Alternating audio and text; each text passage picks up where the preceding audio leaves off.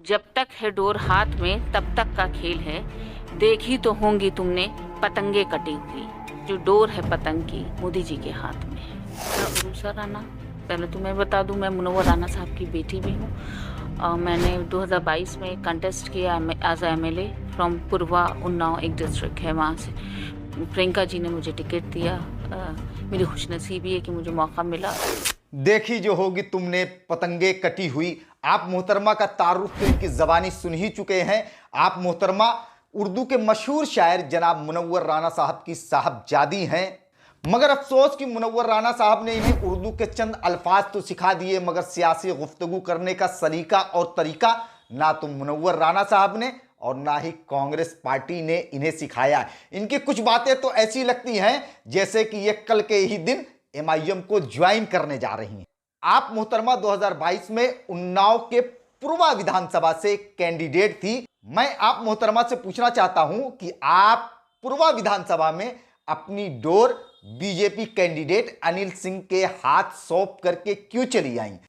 और आप लोगों को मालूम है कि उषा राणा जी जो इस वक्त हैदराबाद में 1 महीने से बैठ करके राष्ट्रीय प्रवक्ता बनी हुई हैं, इन्हें उत्तर प्रदेश के पूर्वा विधानसभा में मात्र 1876 वोट मिले थे और वहीं नोटा पार्टी को 2600 से ज्यादा वोट मिले थे।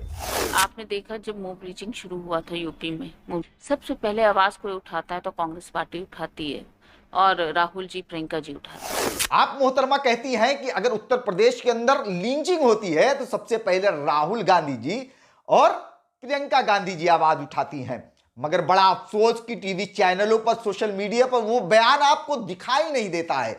वो आसमानों पे बयान उनके चले जाते हैं। मैं आपसे पूछूं कि मोहम्मद अखलाक की बीफ के नाम पर कत्ल कर दिया गया, समीर अंसारी का शामली में लिंचिंग कर दी गई, रहबर पहलू खान, इन तमाम लोगों की लिंचिंग हुई। आप बराए मेहरबानी ऐसा कोई स्टेटमेंट राहुल गांधी जी का दिखाइए जिसमें वो लिंचिंग के खिलाफ लड़ते हुए दिखाई दे रहे हैं। राहुल गांधी जी तो पार्लियामेंटेरियन थे ना। अगर मुल्क के माइनॉरिटीज के साथ, मुसलमानों के साथ अगर वाकई राहुल गांधी जी का जरा भी हमदर्दी है थी तो पार्लियामेंट में खड़े होकर के कितनी बार मुसलमानों के साथ हुई लिंचिंग के अगेंस्ट में एक मजबूत कानून बनाने की बात की। कितने वक्त तक ये सड़कों पर रहे कि नहीं मुसलमानों के साथ जुल्म हो रहा है। ठीक है, जो गलतियां हुई वो हुई, उसको भूल जाना चाहिए, क्योंकि अब जो कांग्रेस है वो नई कांग्रेस है। कहता है, क्लिप आपने भी देखी होगी। इससे मुसलमानों को समझना चाहिए कि जो आदमी इतना एहतराम अजान का करता हो, जितनी देर अजान हुई वो चुप खामोश खड़े रहे। आप मोहतरमा जी बड़ी आसानी से कह देती हैं कि कांग्रेस पार्टी से जो गलती हुई है उसे भूल जाना चाहिए, अब ये नई कांग्रेस है। मोहतरमा, क्या ये हिम्मत राहुल गांधी जी में है?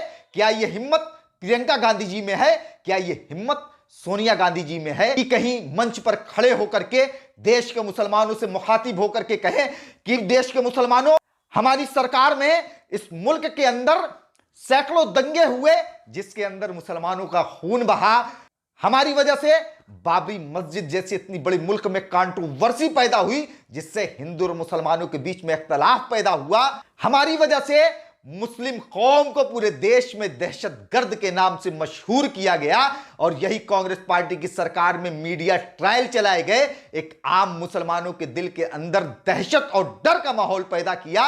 अगर यह गलती कांग्रेस पार्टी की थी तो राहुल गांधी, सोनिया गांधी और प्रियंका गांधी जी को मुसलमानों से माफी मांगनी चाहिए। क्या यह हिम्मत है? अगर है हिम्मत तो माफी मांगे। जिस तरीके से ब्रिटेन ने जलियांवाले बाग को लेकर के सालों बाद भारतवासियों से माफी मांगी, अगर है राहुल गांधी, प्रियंका गांधी और सोनिया गांधी जी में हिम्मत तो वो माफी मांगे देश के मुसलमानों से। आप मोहतरमा कहती हैं कि जब अजान हो रही थी तो राहुल गांधी जी खामोश हो गए, चुप हो गए। यह बात मेरे दिल को छू गई। अरे मोहतरमा, अगर आपके अंदर अगर एक बेहतर लीडर का पैमाना यही है तो आपको तुरंत एमआईएम पार्टी ज्वाइन कर लेनी चाहिए, क्योंकि असदुद्दीन ओवैसी साहब जैसा परहेजगार, पंचवक्ता नमाजी, जिसके चेहरे पर माशाअल्लाह नूर है, सर पर अब नालैन मुबारक है, तो ऐसे लीडर के साथ आपको चलना चाहिए। यकीन मानिए तो आपकी ये आइडियोलॉजी वो कांग्रेस पार्टी से जरा भी सूट नहीं करती।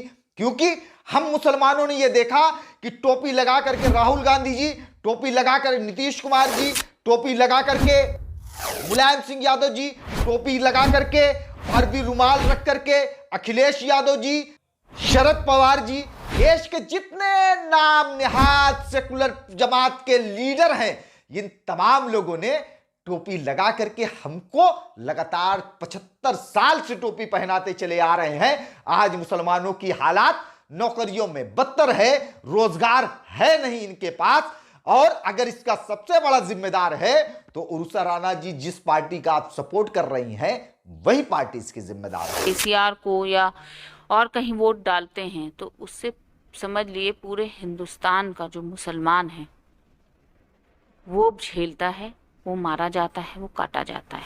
अच्छा, अगर मुसलमानों ने कांग्रेस को छोड़ करके केसीआर या ओवैसी साहब को वोट दिया तो मुसलमान पूरे देश में मारा और काटा जाएगा?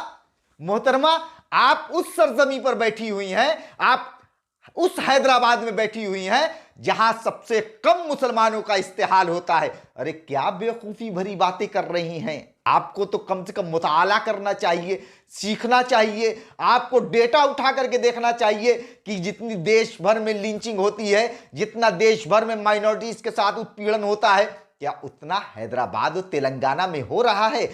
असदुद्दीन ओवैसी साहब एक बात बहुत अच्छी कहते हैं कि जिस सूबे में कांग्रेस पार्टी और बीजेपी मेन स्ट्रीम की ये दो पार्टियां हैं, वहां भारतीय जनता पार्टी हमेशा मजबूत है।